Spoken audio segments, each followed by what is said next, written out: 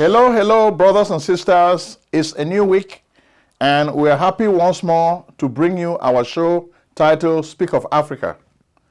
Before we begin, we'd like to say thank you very much to all our subscribers. Without you, we will not really have a show. We'd also like to say thank you to our viewers. If you are viewing this show for the first time today, we ask you to subscribe. In fact, it has come to our attention that many of you are complaining that you are not getting the show. It looks like you subscribe, then I don't know whether it's YouTube or who cuts you off. But what we'll tell you is, please, always look for a new video late on Tuesdays and early on Wednesdays. Always check our page for a new video upload on Tuesdays and on Wednesdays, okay? Pay attention to those 2 dates. So even if you don't see a new video, go to our YouTube channel and check for a new video on Tuesday evenings and on Wednesday mornings. That's Eastern Standard Time, okay? So that way you don't miss any of our shows. We're saying this because so many of you are complaining, and we understand. It looks like our message is really frightful to a lot of people, so they don't want you to hear this message. But our message is simple. We just want to raise the consciousness of your average African. We want your average African to live a conscious existence.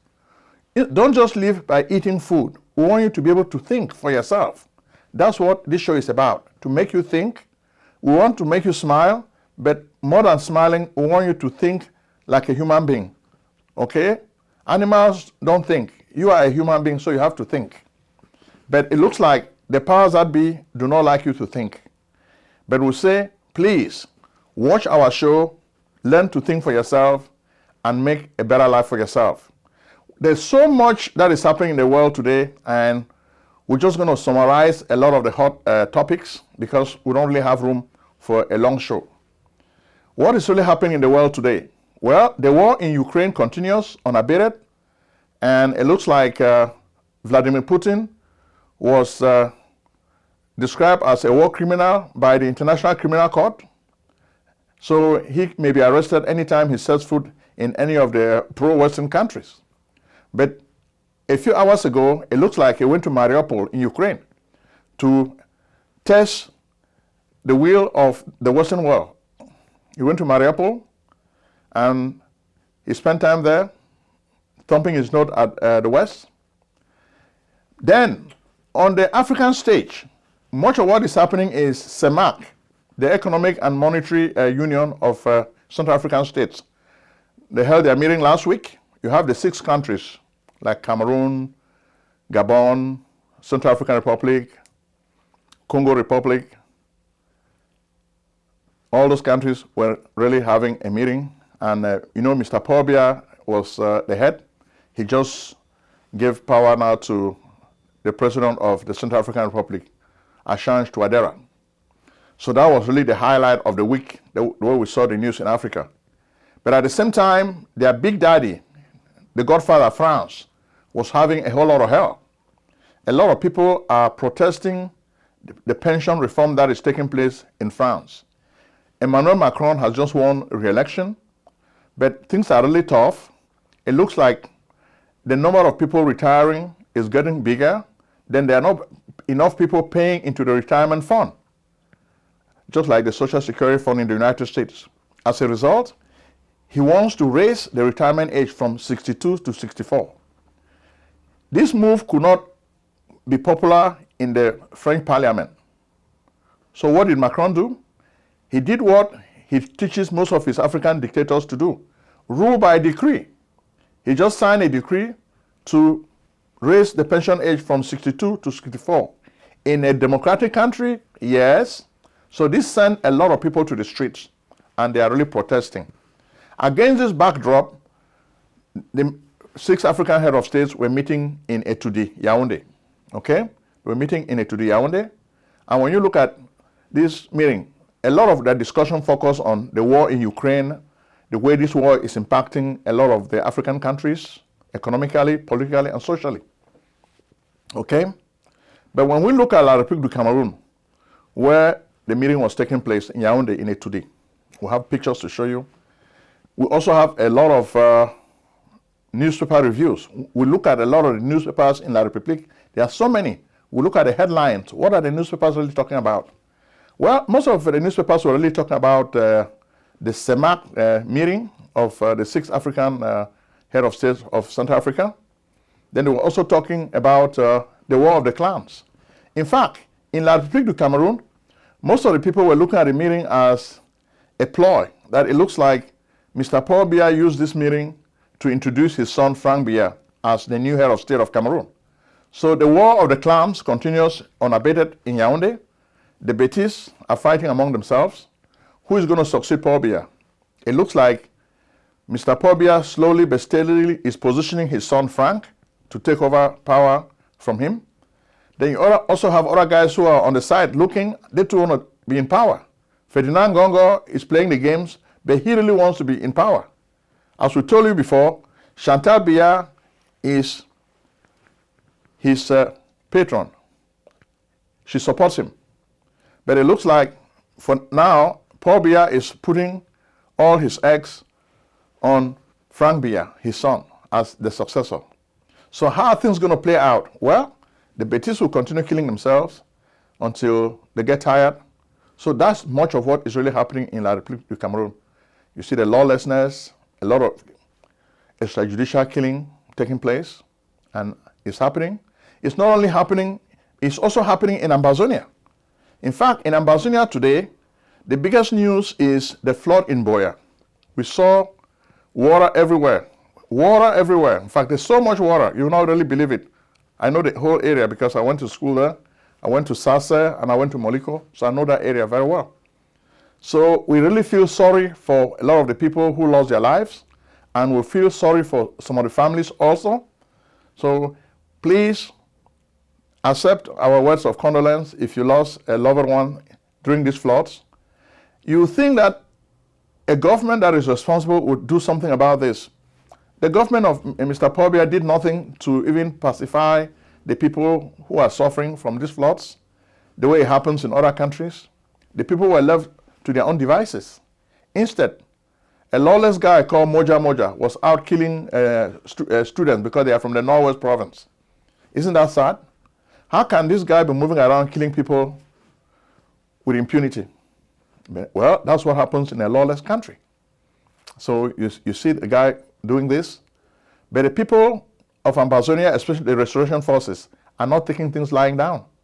They too decided to leverage the use of IEDs, improvised explosive devices. These devices, some people call them a dairy bomb. These people don't have a lot of resources, but they try to do the best with the little they have. And now they're striking fear and terror in the hearts of the thugs from La République du Cameroon. When the guys go to Bui, for example, they know that things are tough and they're very careful. And of course, foot soldier Nopiri is still around. We saw him with a catch. Maybe he went hunting and it looked like he's been hunting La République and he's hunting everything he sees. So you saw foot soldier Nopiri. People like he's a hero and like other heroes. One of you guys sent us a video where you really summarize a lot of the people who are heroes of Ambazonia. Take a minute and watch the video. Nopiri is there too. Take a minute. The emperor, the conqueror, the champion, the lion is here. Zobu, zobu, reigning by master. Toya dike, nenu dike. Toya dike, nenu dike. Iye jamara dike ruenu, ekwe chenjigo. Iye jamara dike ruenu, ekwa dagarigo.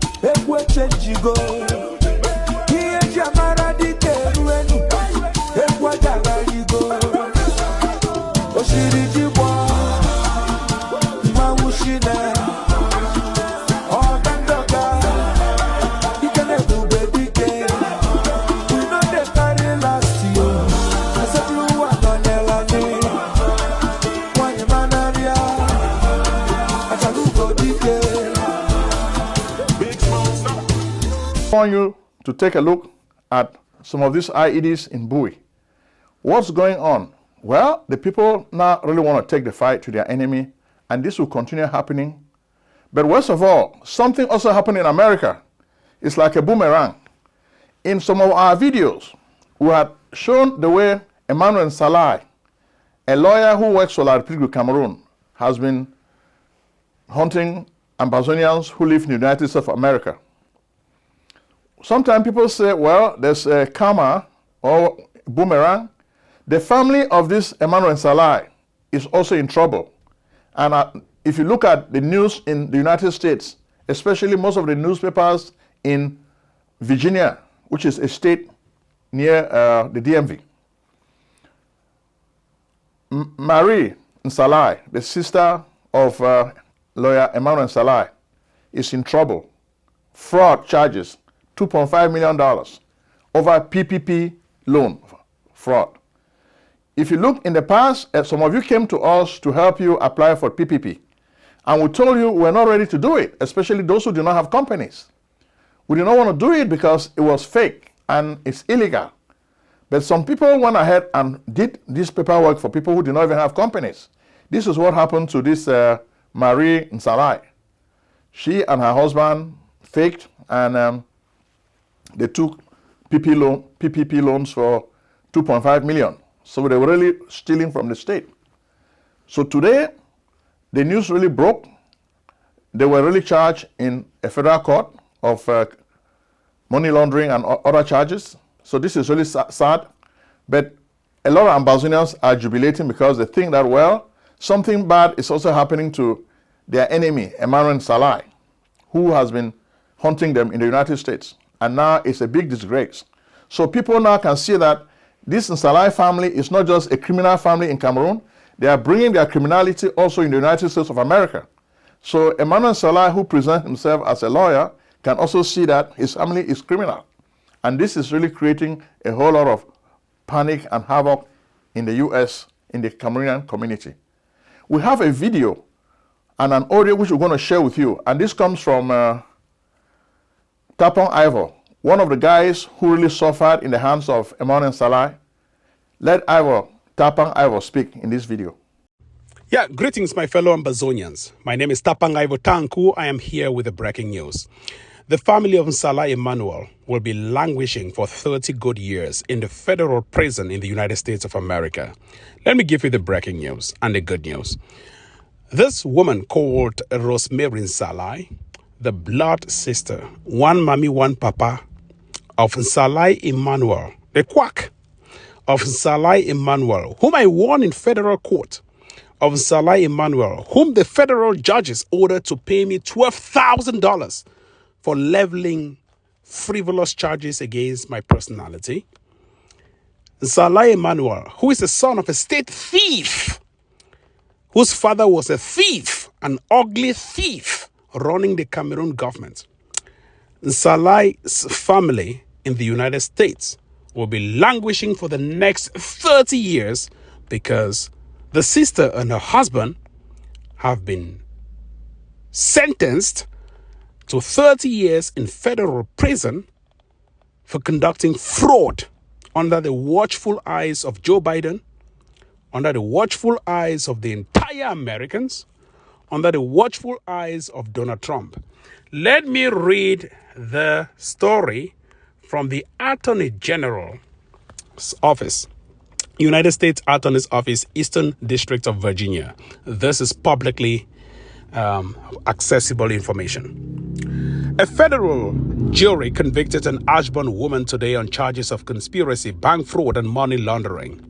According to court records and evidence presented at trial, Rosemary Nsalai, 47, and her husband fraudulently obtained 2 Paycheck Protection Program PPP loans.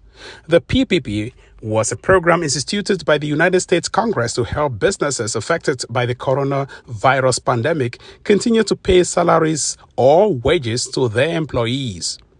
Nsalai carried out the scheme in connection with 2 of her husband's businesses by creating fraudulent payroll documentation for each business and then submitting the documentation in support of the PPP loan applications. The fraudulent documentation represented that her husband's businesses had dozens of employees with over 17 million of annual payroll in 2019, when in fact they had few, if any, employees.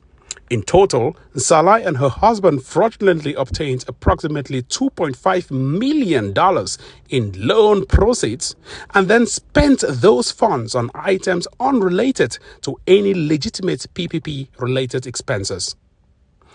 Those items included the down payment on a 7,000 square foot home in Leesburg, Virginia. Salah's husband pleaded guilty to the scheme in 2021. Salah faces a maximum penalty of up to 30 years in prison when sentenced on July 19 this year. Actual sentences for federal crimes are typically less than the maximum penalties. The federal district court judge will determine any sentence after taking into account the U.S. sentencing guidelines and other statutory factors. My name is Tapang Ivotanku, and do have a pleasant day as we've exposed these state thieves from Cameroon, hiding and residing in the United States of America. Thank you, Tapang Ivo, for speaking. Now we're going to move to the Central African Republic. The Central African Republic is one of the countries that belongs to the CEMAC. The biggest news in the Central African Republic continues to be the entry of the Russians, mercenaries, the Wagner Group, and the exit of the French. So it's like a Shakespearean play. The actors have their entrances, then they also have their exits. What about Chad? Well, Chad is an environment where the French continue to dominate. They use the CFA franc. That's why they are part of the CEMAC. But you can see that the French is looking the other way whenever dictatorship is concerned. Because of oil, they don't want to ruffle the feathers of the power that be in Chad. The son takes over from the father, who has been corrupt for a long time. Macron will come there to witness the occasion. Then he will tell you this is a democracy. Who is Emmanuel Macron fooling? Of course, he's fooling Africans who are stupid. But today, the African youth is smart. The young people are opening their eyes. They can see through this French game of fraud. And this is why there is a rise and spread of anti-French feeling all over Africa, not only in the Sahel, because the people do not like what France is doing. And you can even see, even in France, the protests are going on. What about Congo Republic? Congo Republic is different from Congo DRC. Congo Republic, that's the country of Denis Sassou Nguesso. Okay? He is also a French puppet, and he's been there for a long time. He serves the French interests. He doesn't really help his people. And you ask yourself, of what use is such a human being who doesn't care about his people? But that's Africa for you. And the other country that is in the CEMAC is Equatorial Guinea. We've covered Equatorial Guinea so many times on this show. We don't want to spend too much time talking about Equatorial Guinea again. But there too, you can see that there is dictatorship, and they are part of the CEMAC. France is not doing anything about it because France has a cozy relationship with the dictator, Obiangema. You can see his face, the guy who runs that country. He is even thinking that when he leaves, his son will take his place. But his son is a playboy.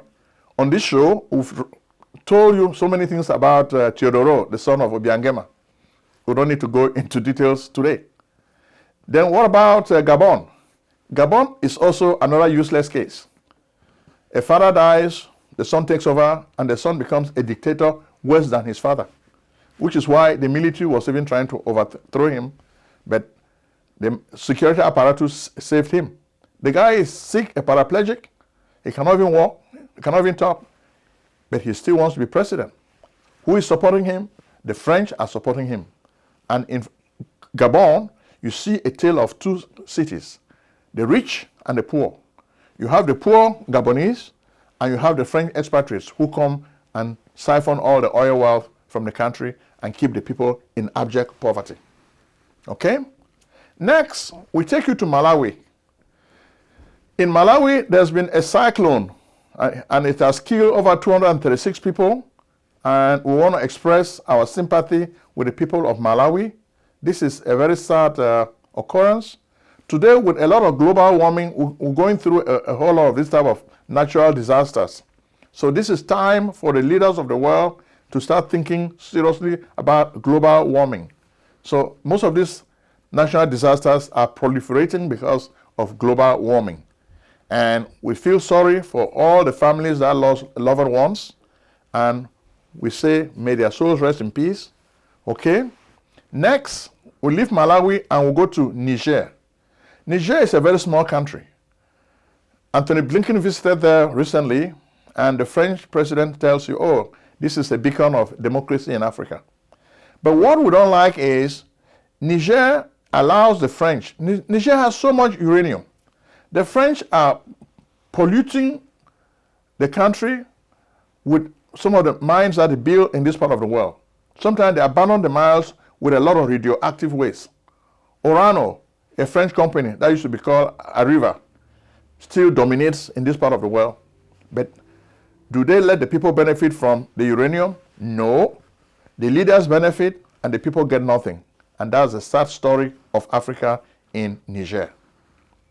What about Nigeria? Well, we're going to take you to Nigeria right now. We've been talking a lot about Nigeria since they held the presidential elections. That election was bitterly contested. INEC was inept. But Buhari, the president, is behind INEC. He controls INEC. And he has been bought by Bola Tinubu. So he stands by the rigged election. The people are not happy. Now a gubernatorial election is taking place. And most of the people who are in Nigeria can tell you, even in Lagos, a lot of the people were not allowed to vote. And you can see APC thugs in the streets. So it looks like Buhari has been unable to organize a free and fair election in this country, which is really sad. If you notice, there is a signature here, but this has been altered. You see, the signature already originally was for 67. Now it has, Tipex has been used to cover this 6. A 0 has been added, and now you see 7. You look at the APC, originally it was 20. Or 22, most likely. 20 or something, right? And then now you see the Tipex here, a 1 has been added, and now it's 120. So the signatures are there, but these results have been tampered with and then uploaded. And there's so many instances of this.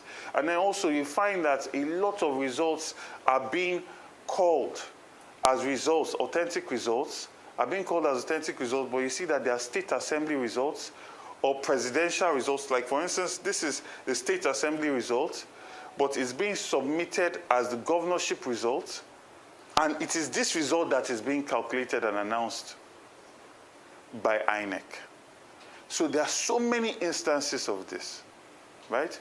And it's not going to stand because we have our results, we're in the lead with our results, and we're going to challenge this in the court of law. You guys may laugh at President Jonathan, good luck Jonathan, but at least he held a free and fair election. And Buhari won this election, and Jonathan conceded defeat. But Buhari has failed, and he has failed woefully. He has not been able to organize any election. So Nigerians will look at the Buhari era as a time of failure, a time of abject poverty. Okay? It's very, very sad. A time when they lost their dignity as Nigerians. Too much trouble in Nigeria. Insecurity has become rife. Thugs are killing people. The police can just stand and watch as the thugs are killing you. So what kind of country is this? We just hope the anarchy doesn't descend into a world war. Okay? Next, we take you to Rwanda. Well, Rwanda is Paul Kagame's country. We've reported on Rwanda so many times. But now, the Foreign Secretary of Britain, I think, was just visiting Rwanda because they want to speed up the deportation deal.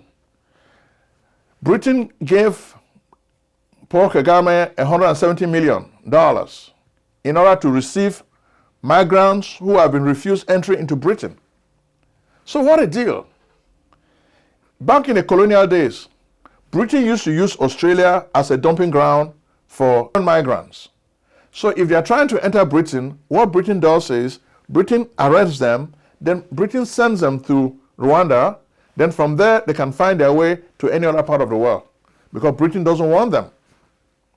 But why is Paul Kagame accepting them? Money, money, money, money. That's why. So you see the way African governments work. So because of money, you're going to be taking criminals from other countries into your country. Are your citizens happy? Then you'll be taking land that is supposed to be for your own people and giving to these criminals. Isn't this fair? I don't think Rwandans like this. There are a lot of things Paul Kagame has done well for the people of Rwanda, but I think this deal is a bad deal. It's like a deal with the devil. Why do you want to sell your soul? Let Britain handle Britain's problems. Why do you want to save Britain when you have your own problems? Britain should be able to keep migrants on its shores the way other British people go to other people's countries. But no, they don't want migrants because they know most of these people come from Africa. They don't want Africans. Then you, an African, you are encouraging their anti-immigration policies. So this is a shame to Rwanda. We end our show of today by taking you to Senegal. In Senegal, things are not really going well because Macky Sall has been making life tough for Ousmane Sonko. Ousmane Sonko is a very popular opposition figure, and Macky Sall doesn't know what to do with him. He's embarrassing Macky Sall. They lock him up since 2021. They don't want Ousmane Sonko to get out of the country. He's been going through one legal challenge after another, but he's making fun of Macky Sall and his stupid system. And when the people look at it, Ousmane Sonko has moral authority. This is much of what is happening. And we've just shared with you in a nutshell the week in Africa and the need for democracy and human rights. But before we go, we want to introduce you to a lot of businesses that we're supporting. Some of you are looking for new careers. And one of the careers we're thinking about is pharmacy. You can study to become a pharmacy. We have Dr. Pat. She has classes she offers for pharmacy technicians and those who want to do pharmacy review. If you want to become a pharmacist, Dr. Pat teaches at Howard University, School of Pharmacy. Then she organizes these classes on the side to help students. Especially if you're an African student, please take advantage of these classes.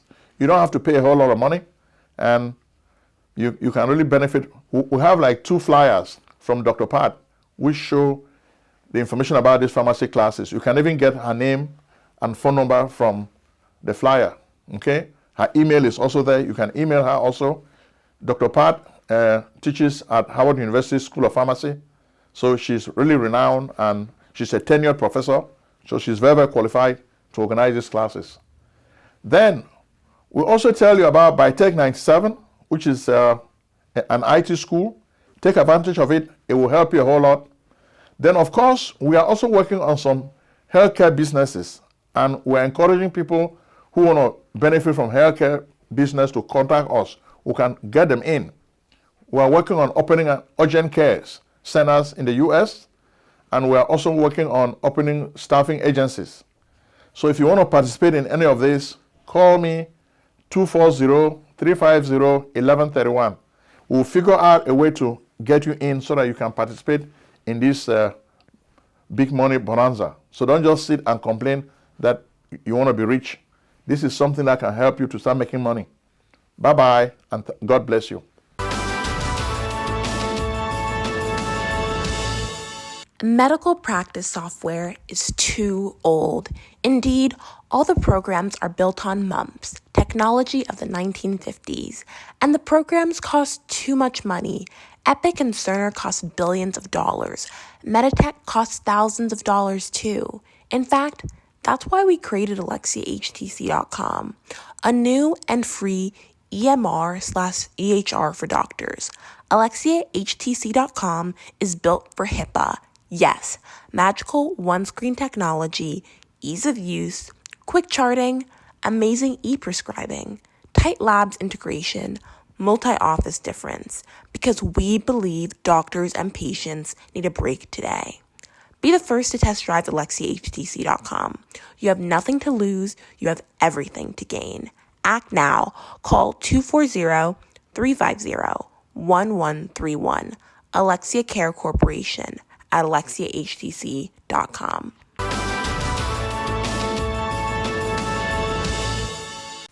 Selling a service or a product? Need buyers?